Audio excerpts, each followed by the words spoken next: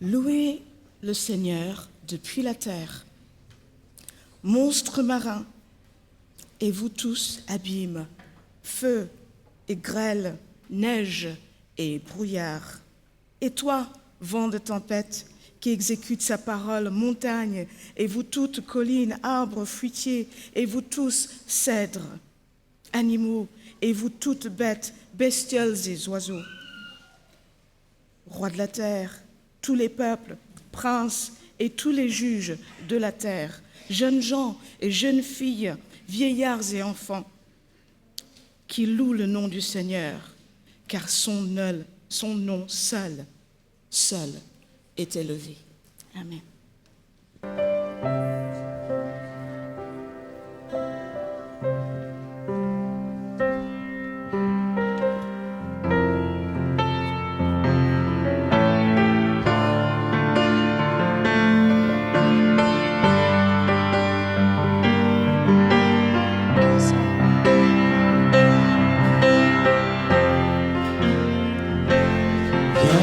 Adorer,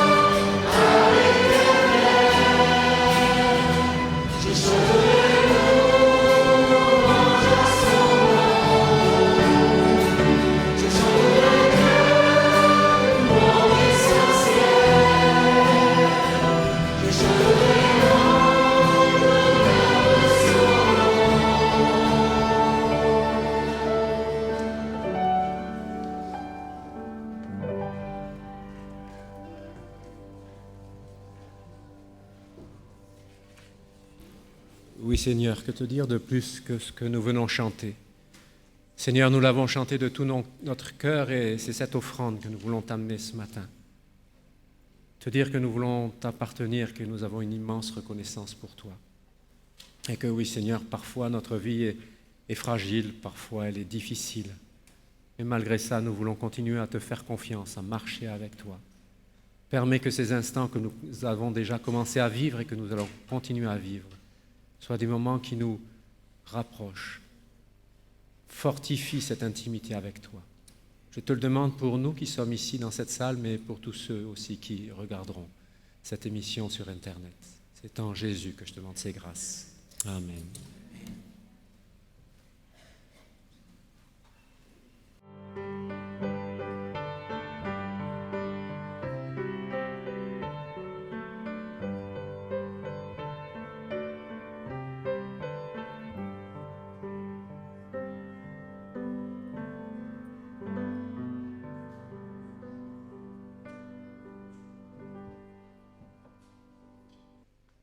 Cette semaine, je ne sais pas si ça vous est déjà arrivé, d'avoir besoin de quelque chose et qu'à la fin, en fait, vous vous rendez compte que pour l'avoir, tout ce que vous aviez à faire, c'était de demander. Est-ce que ça vous est jamais arrivé? Finalement, vous vous dites, non, j'ai pas envie de demander, mais j'espère que je vais avoir cette chose. D'espérer quelque chose, mais sans la demander. Mais c'est l'histoire que j'aimerais partager avec vous. Eh bien, un homme, un jour, avait ce rêve de voyager dans un bateau. Est-ce que vous avez déjà voyagé dans un bateau? L'homme dont on parle avait ce rêve de voyager dans un grand bateau. C'était un paquebot et qui faisait le tour du monde. Mais voilà, vous savez, voyager dans un grand bateau, ce n'est pas gratuit. Ça coûtait beaucoup, beaucoup d'argent. Et l'homme, il n'était pas assez riche pour pouvoir payer le billet. Mais voilà, quelque chose va se passer et il va recevoir suffisamment d'argent.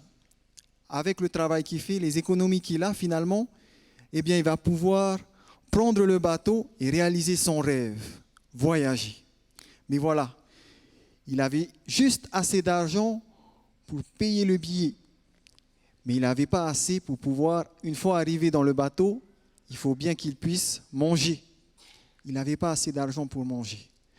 Alors ce qu'il a fait, dans sa valise, eh bien, il a mis du pain, du fromage, et il est parti à l'aventure, comme ça. Et donc, le temps commence à passer.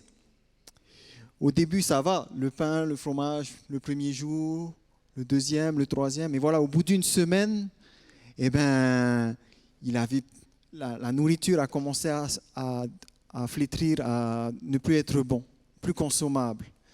Et donc, petit à petit, eh ben, il commençait à avoir très, très, très faim.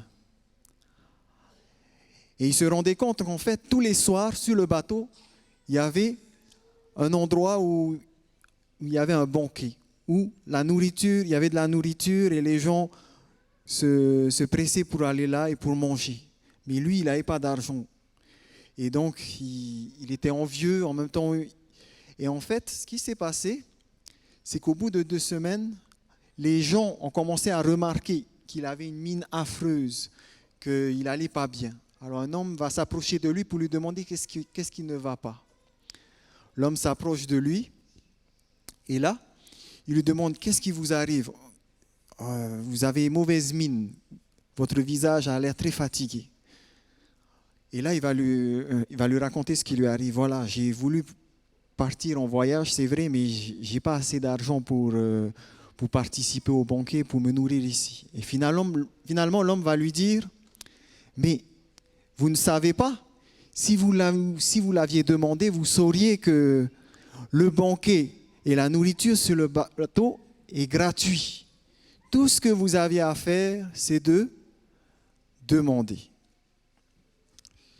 Matthieu chapitre 7, verset 7 nous dit « Demandez et l'on vous donnera. » Parfois, nous aussi, on est pareil. On a des choses qu'on veut et on n'ose pas demander. Mais Dieu qui est dans le ciel, il nous écoute. Et parfois, il suffit de lui demander. Parce que Dieu donne. Merci pour votre écoute, les enfants.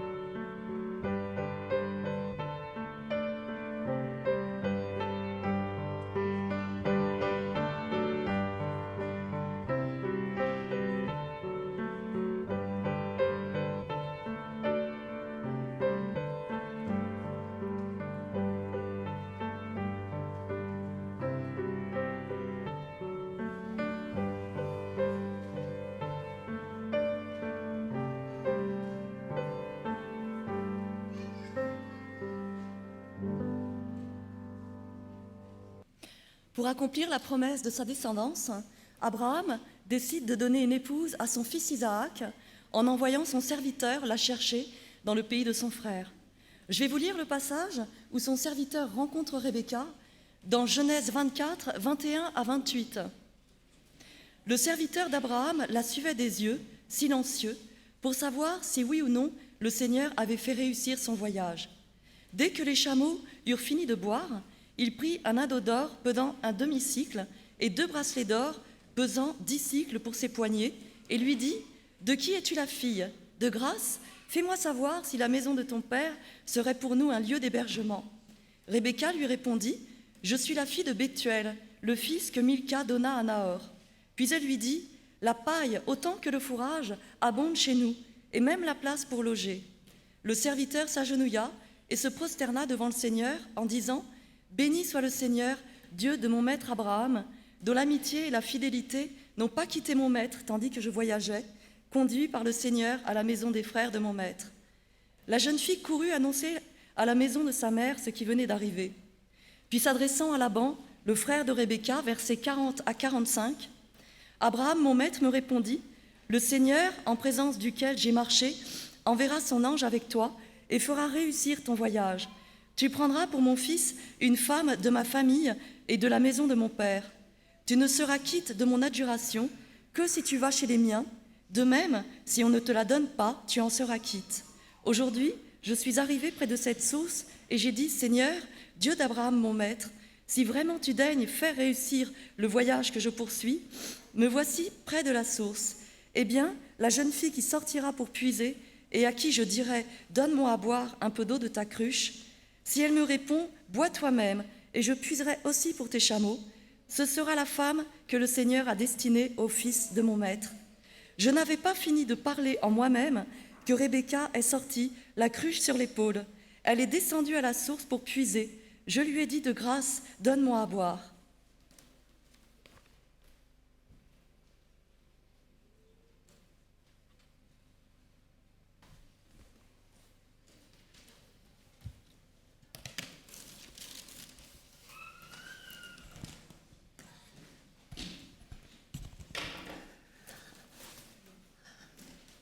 Avez-vous remarqué dans le texte qui vient d'être lu que 4 fois le mot « réussir » a peut-être sonné dans vos oreilles? Eh bien aujourd'hui, j'aimerais vous parler de réussite selon le cœur de Dieu et de 10 conseils qui sont basés justement sur ce texte de Genèse 24 pour réussir. Alors, vous allez me dire, oui, c'est pas un peu humaniste, c'est un thème très à la mode en ce moment, mais vous savez que la Bible parle de réussite. Et cette notion de réussite, elle est le plus souvent exprimée justement dans ce chapitre 24. Donc, je pense qu'il est intéressant de s'y pencher et de regarder les 10 conseils que ce chapitre peut nous inspirer si nous voulons être dans la trajectoire de réussite que le Seigneur aimerait pour nous. Alors, le contexte, vous l'avez entendu, Abraham, alors ça, c'est pas dit dans le texte, mais si on lit un petit peu avant, il a 140 ans. Donc j'ai fait une petite proportion. C'est pour tous ceux qui sont entre 75 et 85 ans. Ça s'adresse aussi à vous, ce sermon. Parce qu'on dit, oui, la réussite, c'est pour les jeunes. Moi, j'ai passé le cap. Mais si vous n'avez pas passé, en tout cas, 85 ans, ce sermon est aussi pour vous. Donc voilà, lui, il s'arrête dans sa vie et il fait un petit bilan. Il veut déterminer ce qu'il désire encore au fond de son cœur. Alors, ma première question pour vous, c'est est-ce que vous savez ce que vous désirez tout au fond de votre cœur, même si vous avez 85 ans et même plus, bien sûr, ce n'est pas restrictif. Où en suis-je maintenant? Alors, on ne peut pas entendre Abraham se poser toutes les questions à l'intérieur de son cœur, mais ça peut être financièrement, relationnellement, avec Dieu, spirituellement, dans ma santé. Est-ce que vous êtes capable, des fois, de vous arrêter et de faire un bilan honnête, un bilan juste, une évaluation précise, et par exemple de remarquer que vous êtes un peu trop agité comme Saül, ou que vous avez le souffle court, au contraire de Caleb, qui à 85 ans prend encore une ville pour le Seigneur? Ou alors, est-ce que vous voyez qu'il y a un désir d'être toujours joyeux, mais que vous êtes en décalage avec une dépression qui lancine dans votre cœur, dans votre corps? Ou est-ce que vous avez le désir d'être patient? Alors ça, c'est mon désir, comme Moïse, mais qu'il y a encore le décalage de ces fameuses colères qui sortent trop rapidement et trop intempestivement. Ou votre bilan, peut-être, c'est de remarquer que votre vie spirituelle bat de l'aile et que vous n'êtes pas comme Paul. Rappelez-vous, Paul en prison, alors qu'il va être jugé le lendemain certainement pour recevoir une sentence de mort. En prison, il peut dormir tranquille entre deux gardiens. Je ne sais pas si vous en êtes déjà là, mais moi, je ne suis pas encore tout à fait là. Ou bien, tout simplement, tout va bien pour vous et vous faites le bilan, rien n'a changé, mais peut-être que vous aspirez à plus, que vous souhaitez plus, comme on l'a vu dans le montage, plus de profondeur, plus de sensibilité, plus de transformation, plus d'intimité avec Dieu. Alors, je saisis l'occasion pour souligner ce que Claude a souligné déjà. Je vous invite cet après-midi, pour tous ceux qui veulent passer un pas de plus dans votre bilan personnel et vous avez besoin d'être nourris spirituellement, d'être fortifiés physiquement même, eh bien de venir cet après-midi à 15h à la FAT, où il y aura tous ces ateliers que vous pourrez choisir. Donc, que puis-je faire maintenant et comment changer? Alors Abraham, lui, il est assez clair. Il fait venir Eliezer. Son désir, il ne peut pas le réaliser tout seul. Et des fois, il faut faire venir des gens aussi parce que nos désirs sont un peu compliqués. On ne peut pas tous les réaliser tout seul. Donc il fait venir Eliezer et puis il va lui exprimer son désir que son fils soit marié. Quels sont les désirs profonds de vos cœurs? Je vous ai mis une petite feuille dans la feuille d'annonce et je ne pense pas que vous la remplirez pendant le sermon, mais je vous invite vraiment à prendre un moment, la semaine qui vient, pour répondre à toutes ces questions.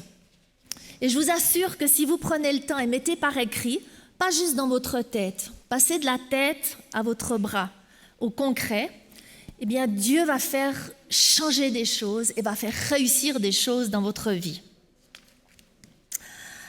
Oui, quand il est dit dans notre motto « J'aurai le regard sur toi », ce fameux psaume 32, verset 8, ce qu'il est dit tout de suite après, c'est « Je te montrerai la voie que tu dois suivre ». Vous avez remarqué qu'il n'est pas dit les objectifs que tu dois suivre ou les buts que tu dois suivre, mais la voie que tu dois suivre. Et je pose une possibilité, et si les désirs de vos cœurs étaient les buts et les objectifs que Dieu désire pour vous? Et si les promesses de Dieu étaient là pour tester les désirs de vos cœurs? Et si l'appel que Dieu a sur votre vie était le moyen de faire émerger les désirs profonds de votre cœur que vous ne connaissez pas encore parfois?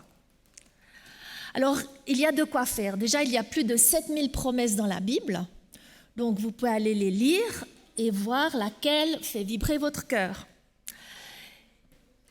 Psaume 37, verset 4 nous dit que Dieu nous donne les désirs de nos cœurs, de notre cœur. Vous savez, c'est très intéressant, dans la tradition juive, le désir est appelé la couronne. C'est le kéter. C'est ce qu'il y a entre moi, ma réalité, et Dieu. C'est ce qui est posé là sur ma tête, la couronne. Et vous savez que le mot kéter apparaît que pour la unique fois et seule fois dans la Bible, en rapport avec Esther, qui a son diadème, son kéter sur la tête. Je ne vais pas pouvoir développer parce que si on a 10 points, il faut que j'avance là. Mais je vous invite à considérer Esther, une abusée. On lui implique de faire quelque chose qu'elle a peut-être certainement pas envie, d'être la femme du roi. Et après, ensuite d'aller devant le roi, c'est un désir qu'on lui refile de la part de son oncle. Eh bien, c'est ce mot-là qui est signifiant et signifié dans la tradition juive pour exprimer les désirs que Dieu exauce. Alors, il y a des désirs partagés et des désirs uniques. Bon, je sais que nous partageons tous ensemble, c'est qu'on aime une église vivante, une église où on reconnaît les gens dans leurs différences de race, de sexe, de genre, de statut. On est une église où on a tous le désir d'être des prêtres pour Dieu, selon nos dons spirituels ou les dons acquis, et qu'on a tous à cœur d'être nourris spirituellement, de grandir en maturité et de faire des disciples de toutes les nations, ainsi que d'honorer les lois de Dieu et de les enseigner. Alors ça, c'est nos désirs partagés, mais je vous invite à répondre quels sont mes désirs particuliers en lien avec les promesses que Dieu m'a données ou en lien avec l'appel que j'ai déjà compris et entendu sur ma vie, mais qui est spécifique.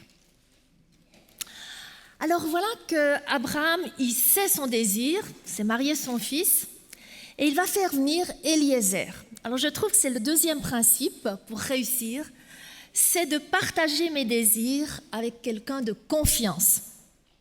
Vous vous rappelez, la première loi, c'est « écoute Israël ».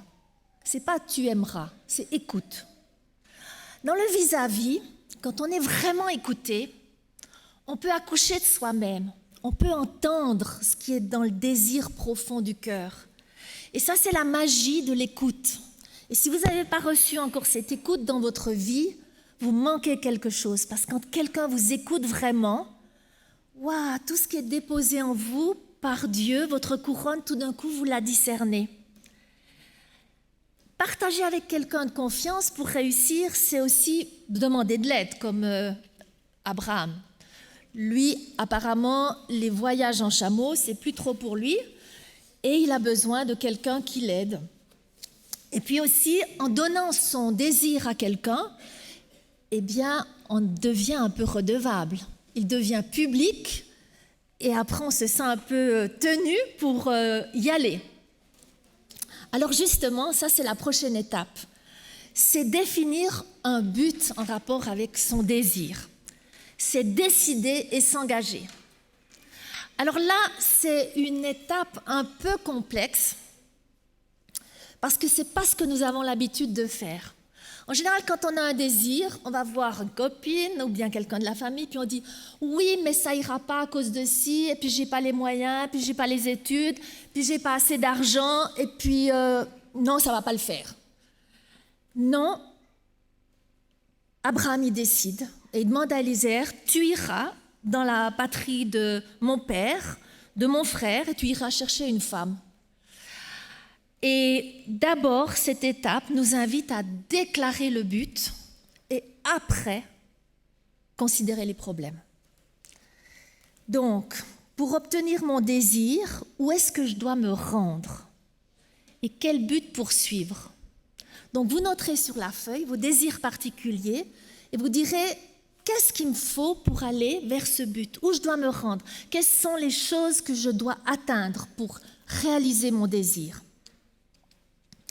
Je décide, à l'étape numéro 3, je ne fais rien d'autre. Je déclare mes buts. Et j'aime beaucoup cette expérience de John Kennedy. Vous vous rappelez son fameux discours à Houston, Texas, le 12 septembre 1962. Il a dit « Nous irons sur la Lune ». Il n'a pas dit « Non, mais ça ne va pas le faire, on n'a pas l'argent, on n'a pas la technique, blablabli, blablabla ». Il a déclaré un but. Et c'est en quelle année qu'on est allé sur la Lune? Qu'ils sont allés sur la Lune, les Américains? C'est, je me rappelle, j'étais à l'île de Ré le 16 juillet 1969.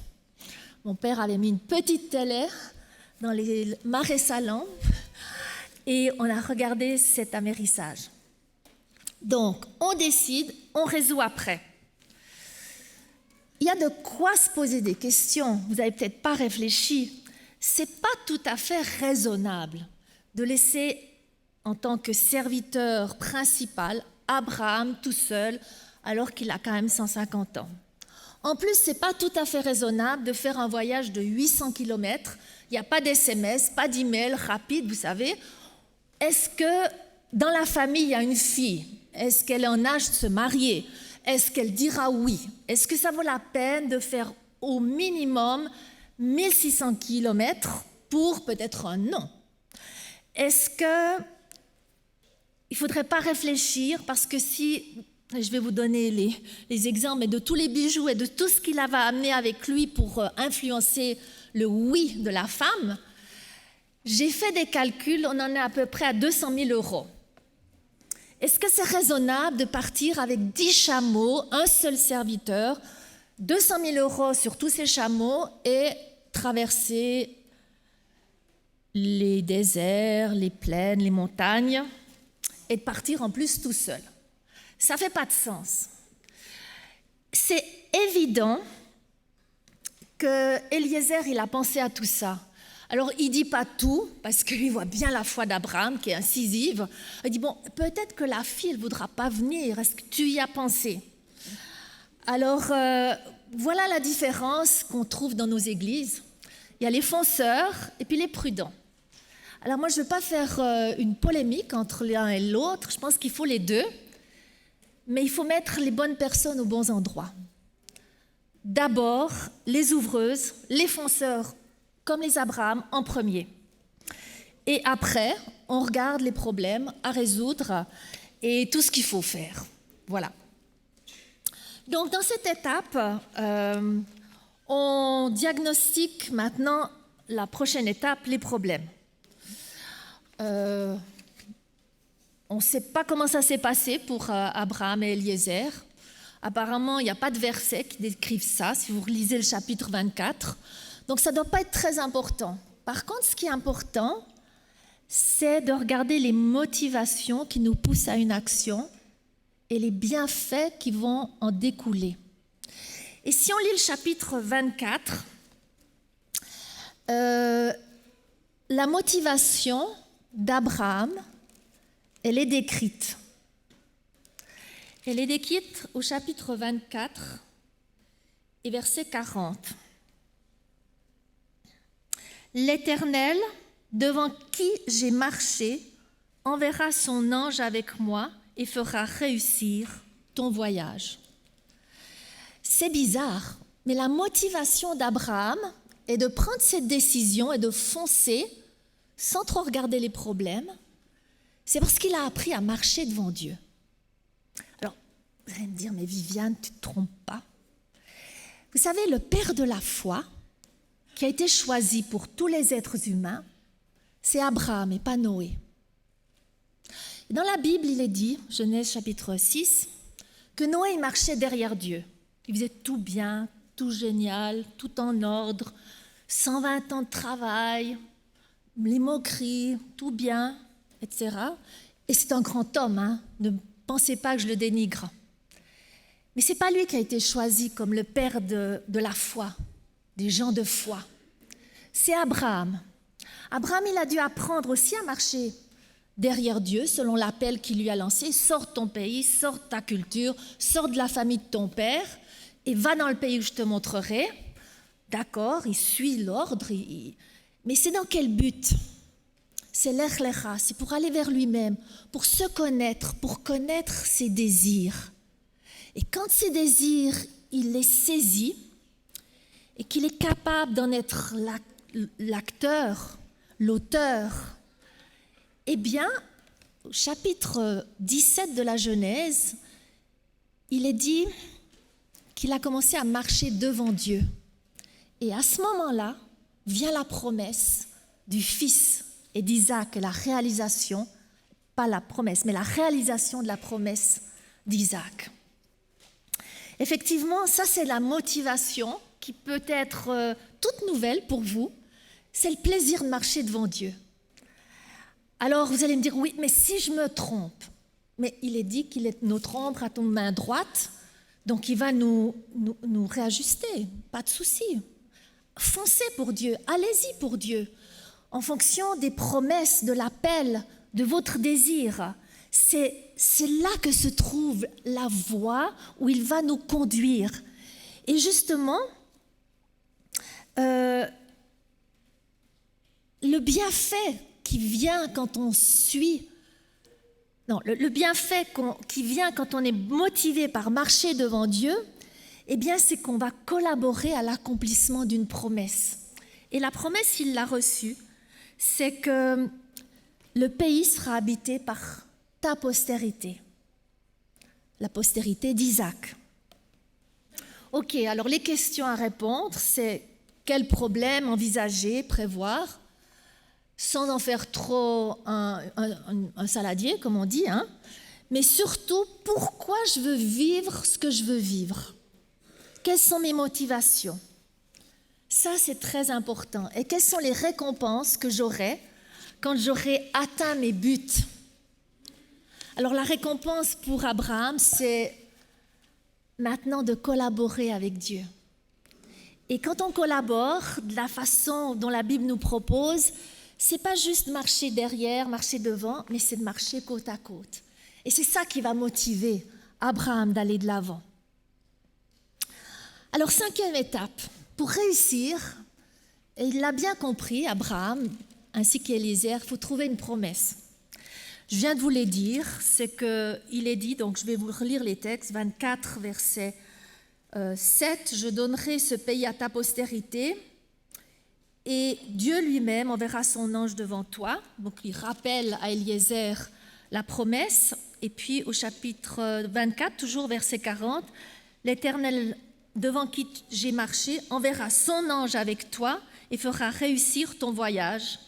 Et tu prendras pour mon fils une femme de la famille de la maison de mon père. »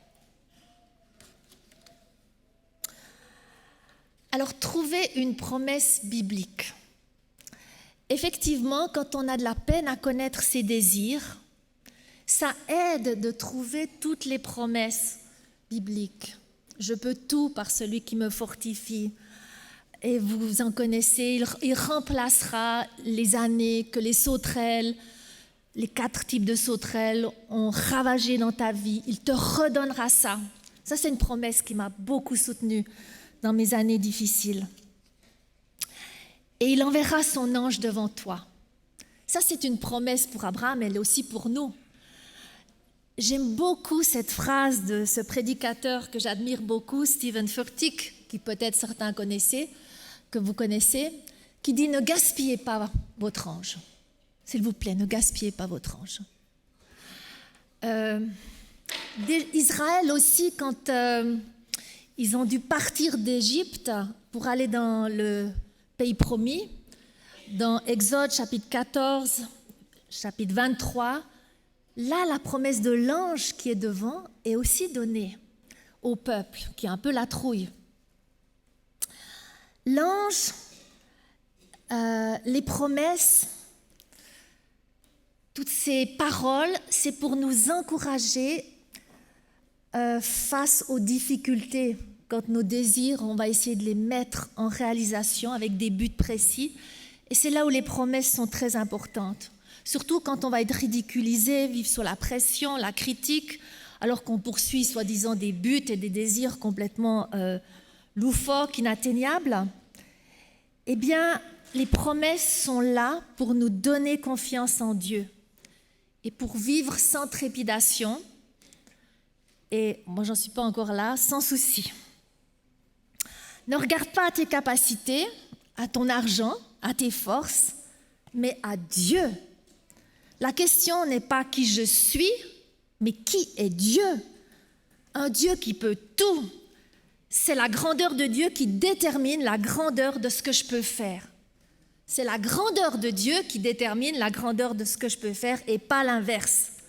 Et pas la liste des obstacles ou des problèmes, qu'ils soient financiers, relationnels, d'études, etc. Donc, trouve parmi les 7000 promesses de la Bible ce qui correspond à tes buts. Connais bien les clauses de ton assurance divine et développe ta confiance en Dieu. Et il fera réussir. Tout le texte nous souligne que Dieu fait réussir. Et un ami, mon ami Peter, qui est un peu plus versé que moi en hébreu, m'a souligné que le verbe ici, il est conjugué dans tout le chapitre à la formifile. Pour ceux qui savent, c'est que c'est vraiment réussir par quelque chose qui nous pousse. Dieu, bien sûr, c'est traduit comme ça, Dieu fait réussir, mais c'est pour nous donner l'envie à nous de réussir et de pousser d'autres à réussir. Donc, je trouve ça magnifique. Donc, dans cette étape 5, trouver une promesse, j'aimerais juste souligner que la clé, c'est pas juste de proclamer la promesse, vous savez, comme les mantras ou comme les moulins à prière, c'est pas du tout ça. C'est plutôt là pour discerner quel est le décalage qu'il y a entre la promesse qui me dit, par exemple, je peux y arriver, et puis ce que je ressens, ou moi ça m'est arrivé pendant très longtemps, que je doute de moi, je ne vais jamais y arriver, que je ne vais pas réussir. Donc là aussi, si vous êtes intéressé à comprendre comment la prière peut vous aider à enlever ce décalage, vous venez cet après-midi, il y a un atelier tout particulier sur la prière pour la transformation en lien avec ça. Alors on passe à l'étape 6. Maintenant qu'on a un but, il faut développer des stratégies. Vous êtes d'accord? Il faut que ce Eliezer, ce serviteur, il rassemble des chameaux, des anneaux, des bracelets, des habits, des objets, comme nous dira le texte plus tard. Il va les offrir d'abord en partie à Rebecca, puis un peu plus tard à la famille qu'il va rencontrer. Puis il faut qu'il développe une stratégie pour savoir comment il va trouver cette jeune fille. Alors il s'est dit, ok, j'irai au puits, mais comment savoir si c'est la femme d'Isaac? Et là, je trouve extraordinaire, vous relirez le chapitre 24, de 12 à 23, 25, 26, etc. Vous allez voir la stratégie qu'il met en place. Et je vais vous interpeller au travers de cette stratégie. Lui, il veut une femme qui soit autant donneuse que receveuse, qu'une personne qui sait réciproquer. Alors, je vous pose la question comme ça, checkez vite vous en vous-même. Vous êtes plutôt du côté à donner, à toujours recevoir, ou être dans cette façon d'être réciproque? Alors, il n'y a rien de faux, c'est des modèles d'être qu'on développe selon nos familles, des fois nos souffrances, etc. Mais lui, pour Isaac, il veut une femme qui a les 3 facettes. Donc, il va faire cette stratégie, vous vous rappelez, des chameaux. Donc, il va s'approcher d'une jeune femme qui pense que c'est peut-être elle, parce qu'il écoute Dieu. Et d'ailleurs, il y a un atelier cet après-midi pour savoir écouter Dieu. Et puis, il se dit, bon, si elle me demande... je vais lui demander à boire. Si elle me dit, je te donne un peu d'eau, puis elle me dit, mais je vais encore puiser l'eau pour tous tes chameaux, eh bien, ce sera certainement elle.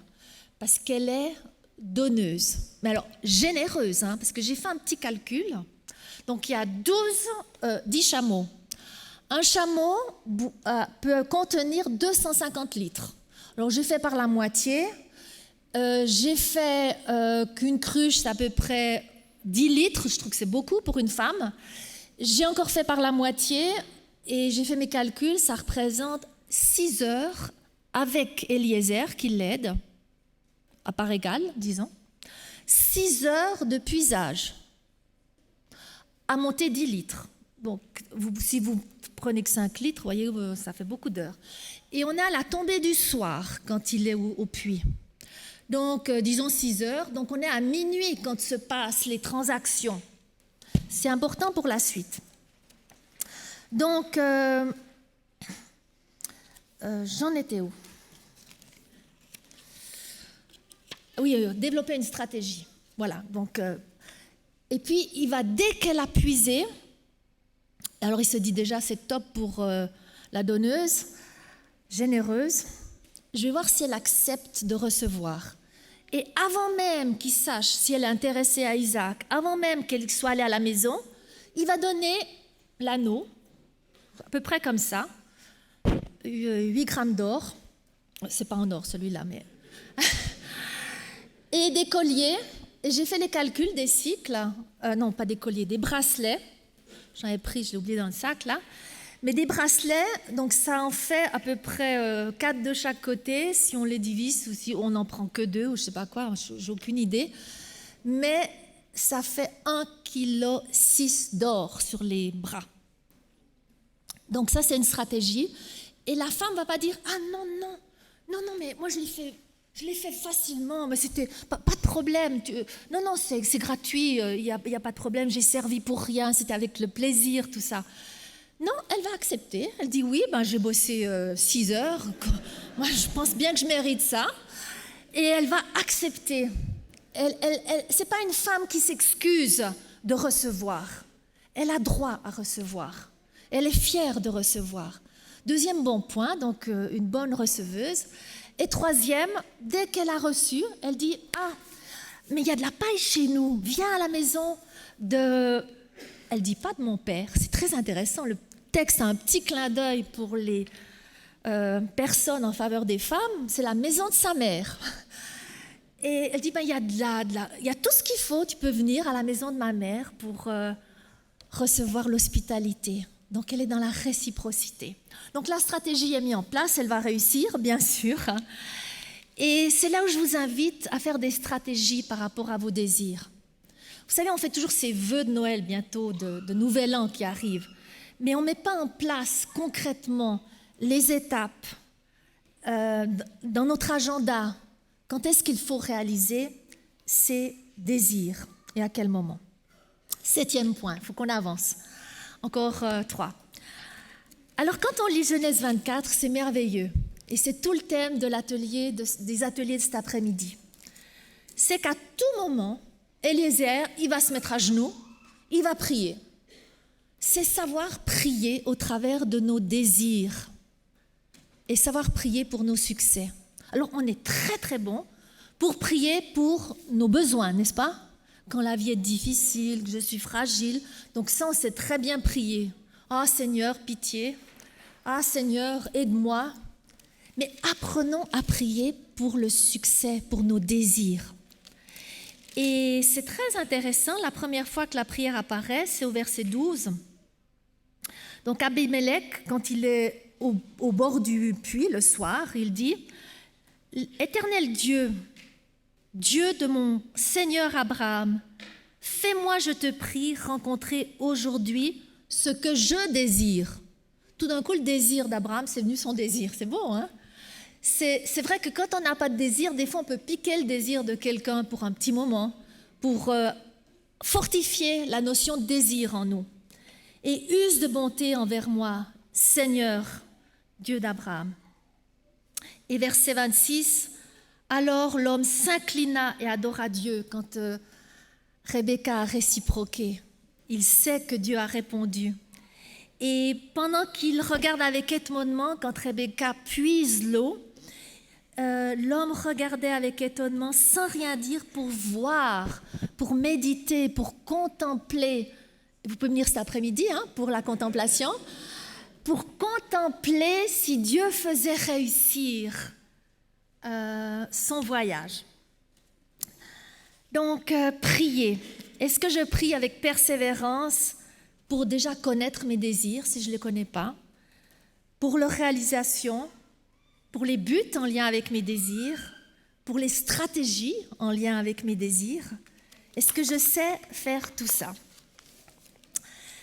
Voilà, bien, il faut passer au point numéro 8. On l'a déjà un peu évoqué, c'est savoir se risquer, se lancer, bouger.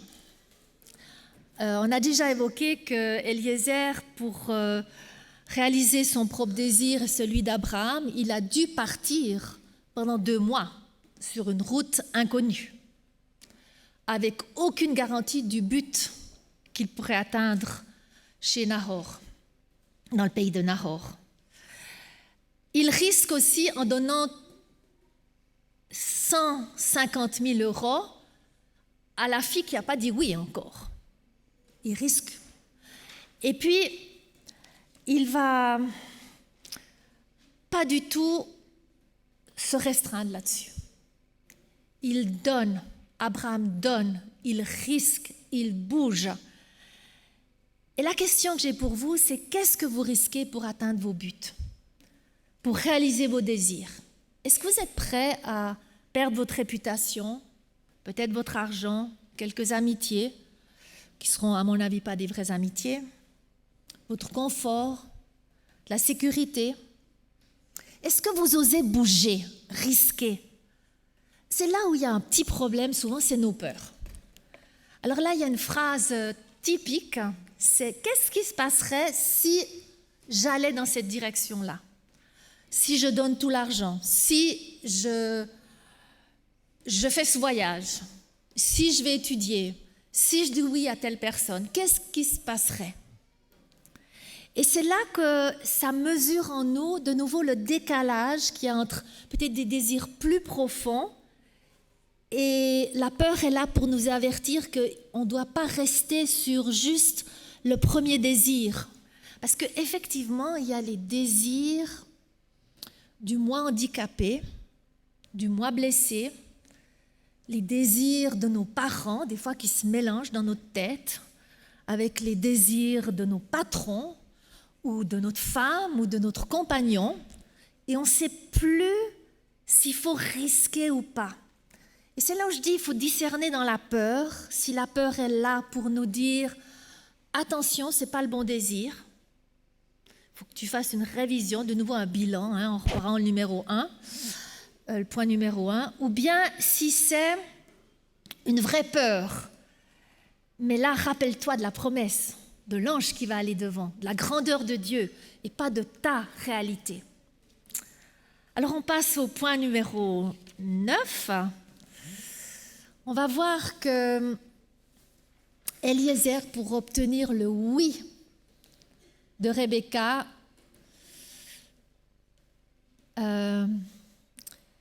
il va aller voir le frère, les parents, donner des cadeaux aux parents, et il aura besoin de collaborer pour obtenir ce oui.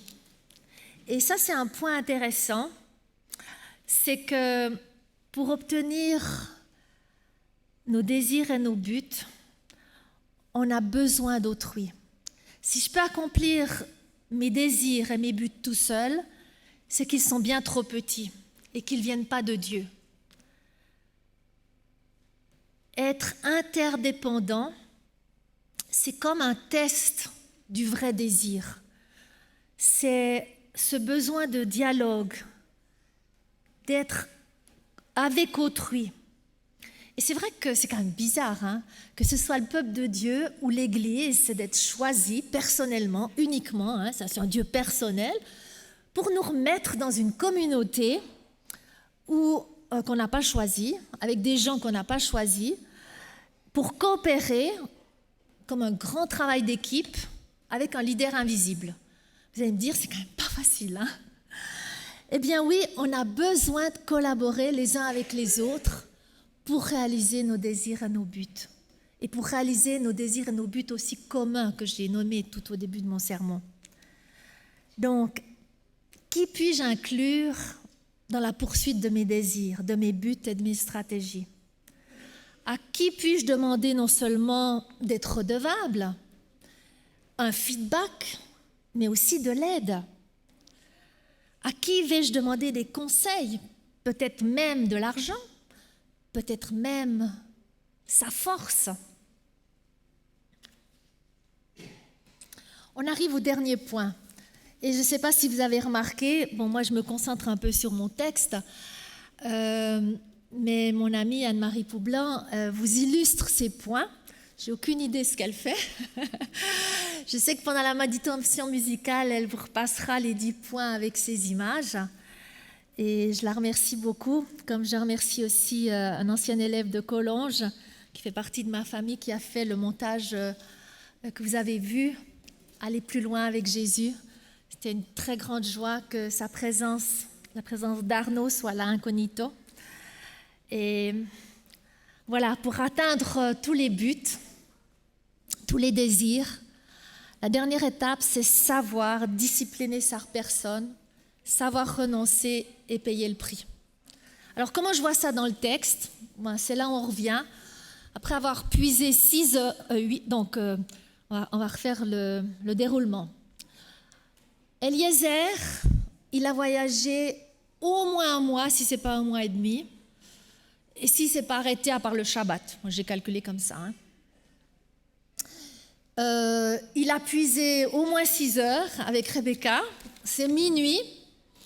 Il arrive chez Laban, dans la maison de Rebecca, chez Bethuel, chez Milka.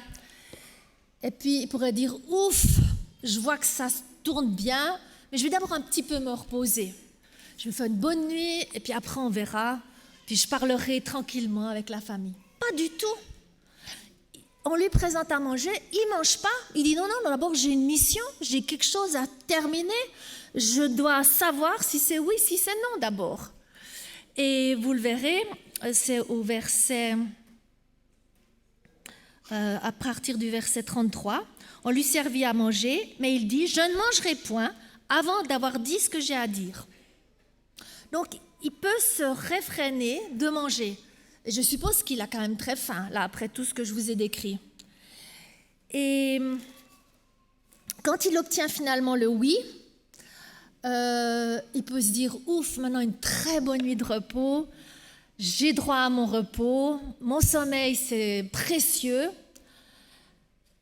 Eh bien, quand on lui propose de rester encore 10 jours, puis de repartir un peu plus tard, il aurait pu dire oui. Il dit non, il faut que je reparte demain. Moi, j'en connaîtrais dans certaines traditions où il faudrait faire la grève, n'est-ce pas? Non, j'ai droit à mon repos, il faut que je m'arrête. Ben non, pas du tout. Lui, il dit maintenant, c'est oui, on y va. Puis alors on dit non, attendez, il faut quand même encore demander à Rebecca si elle est d'accord. Ça paraît gagné, mais il faut quand même son oui à elle, son désir à elle. Tous les désirs sont respectés dans le corps du Christ, dans le peuple de Dieu.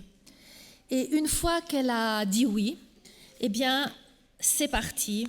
Et Eliezer va renoncer à se la couler douce, prendre des vacances, à refaire un peu ses muscles, se détendre, aller au hammam, au sauna, tout ça, pour être bien, pour repartir.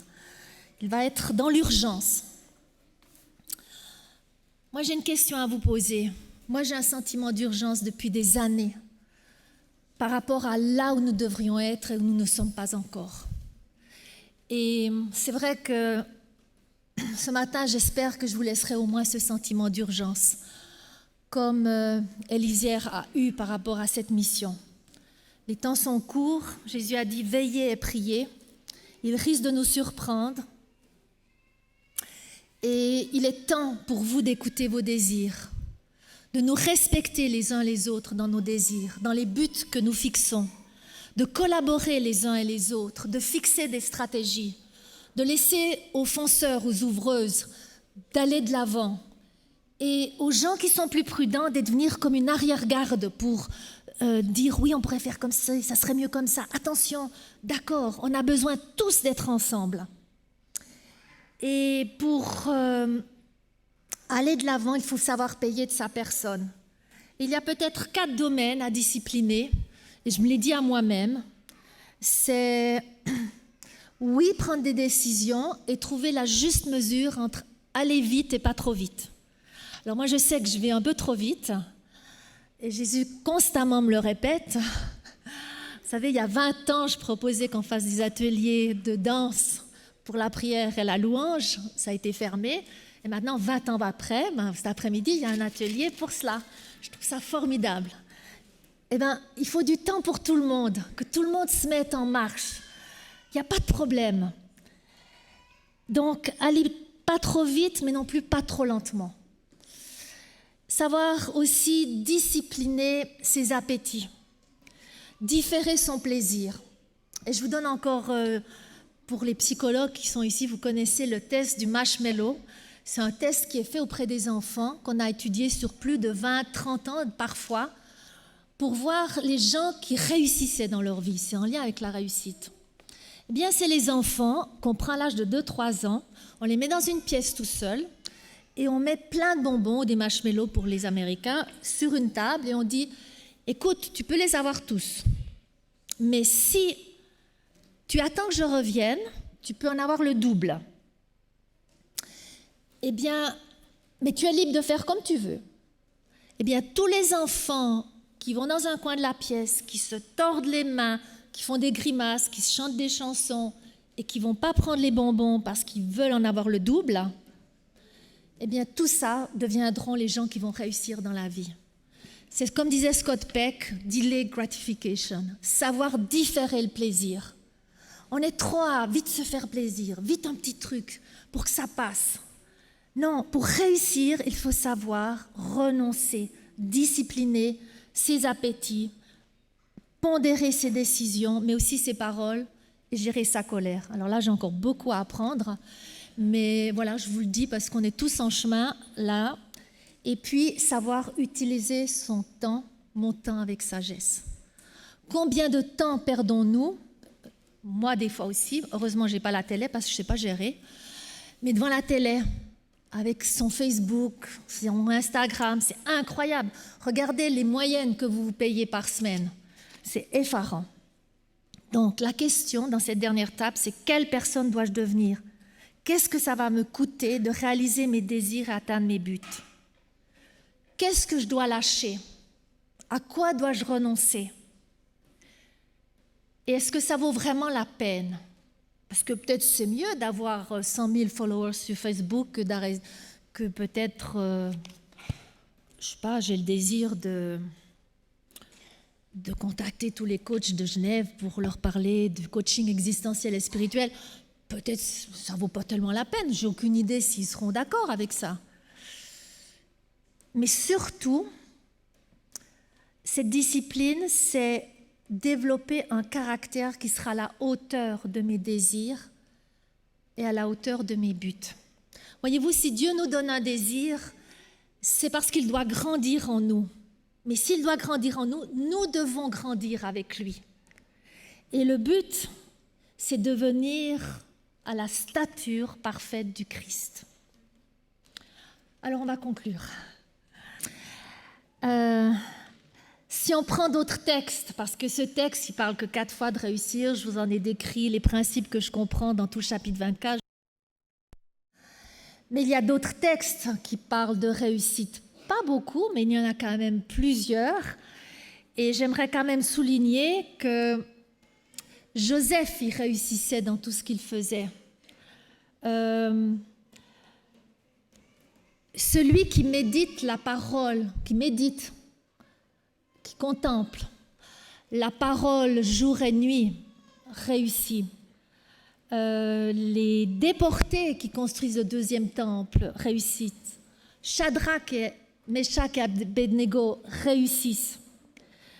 Et dans Ésaïe 53, le serviteur souffrant réussit. Je ne sais pas si vous voyez un thème commun. La réussite, ce n'est pas le jeune loup, c'est pas la femme à haut talon, un peu agressive, célibataire, tout ça. Non, c'est la personne qui est sur le chemin de Dieu, dit le psaume 1, qui ne s'arrête pas avec les gens qui parlent des autres, qui gossip, comment on dit ça en français, qui médisent, merci, qui ne s'arrête pas avec les gens qui ont des complots mauvais, mais qui marche et qui médite la parole. Et c'est la personne, comme elle est décrite à chaque fois dans la Bible, qui est soit maltraitée, un serviteur souffrant, mais qui se tient dans l'humilité, la vérité et la justice. Et que ce soit Ésaïe 53, où il est dit que le serviteur souffrant, tout lui réussira. Et vous voyez, si on voit le serviteur souffrant dans la personne de Jésus-Christ, il y a des moments de l'histoire où on dit « Ah ben, c'est pas très réussi ». Mais il faut attendre toujours la fin d'une histoire pour voir la réussite. Et c'est vrai que les psaumes disent que des fois le méchant réussit, mais c'est qu'une première manche. Il faut attendre la dernière manche. Le dernier point, dans ma conclusion, c'est de vous faire remarquer, quand vous lirez le chapitre 24, c'est que aucune fois Eliezer est mentionné. C'est toujours mis le serviteur.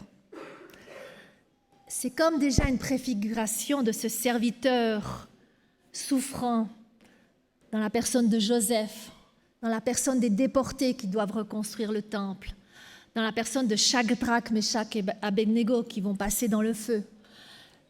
C'est comme une préfiguration de tous les serviteurs et les servantes que nous sommes.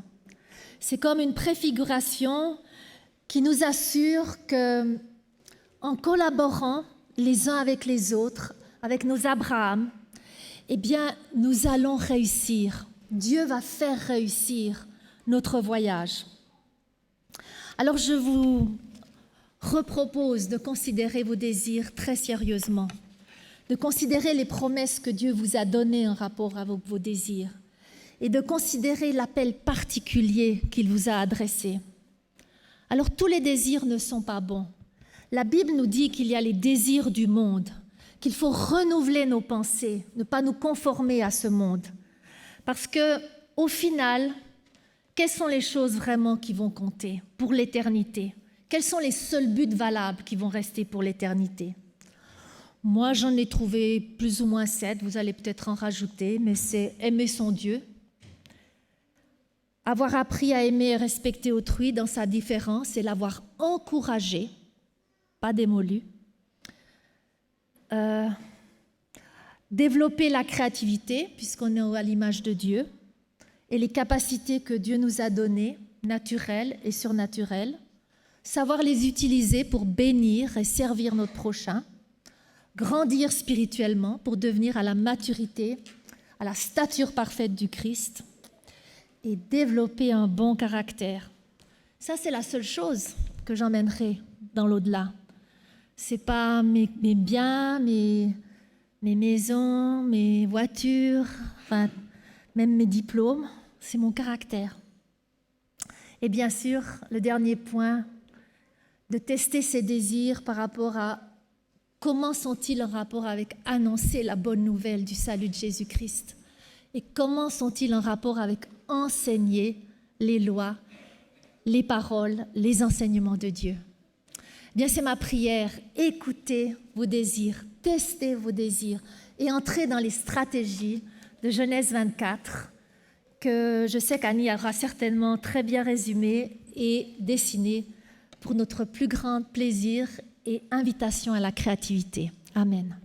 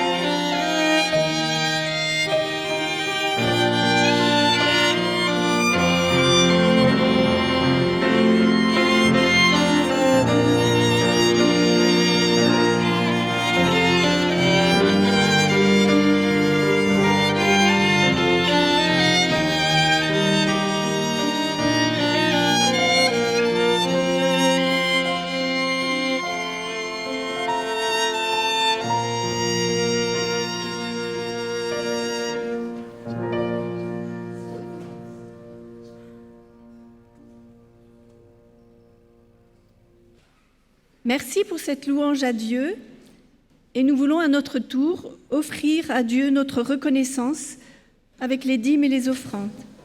Ainsi, nous demanderons au diacre de bien vouloir récolter les offrandes pour Dieu.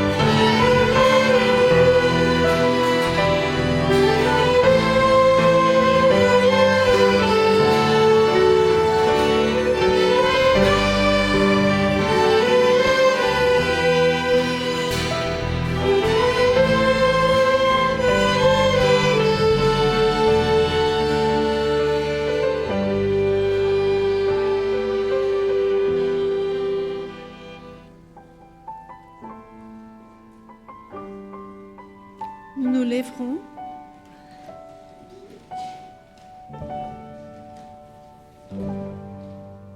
Et nous allons prier. Merci notre Père pour tout ton amour pour nous. Seigneur Dieu créateur du ciel et de la terre, bénis tous ces dons que nous apportons avec reconnaissance. Que ces dons soient une bénédiction pour les personnes qui en seront les bénéficiaires. Et Seigneur, accepte notre offrande de reconnaissance. Amen.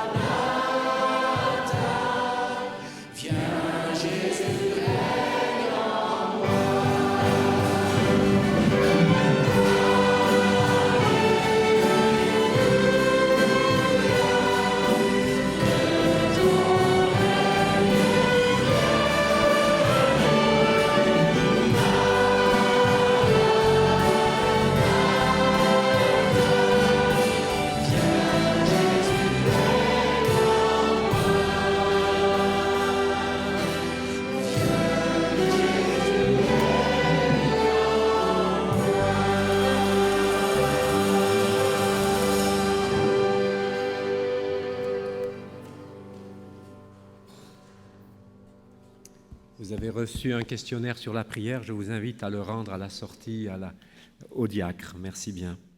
Recevez la bénédiction telle qu'elle est contenue dans le 2e livre des Chroniques, où il est dit ceci: « Heureux les gens, heureux les serviteurs qui sont continuellement devant toi et qui entendent ta sagesse. » Que cette sagesse nous accompagne. Amen.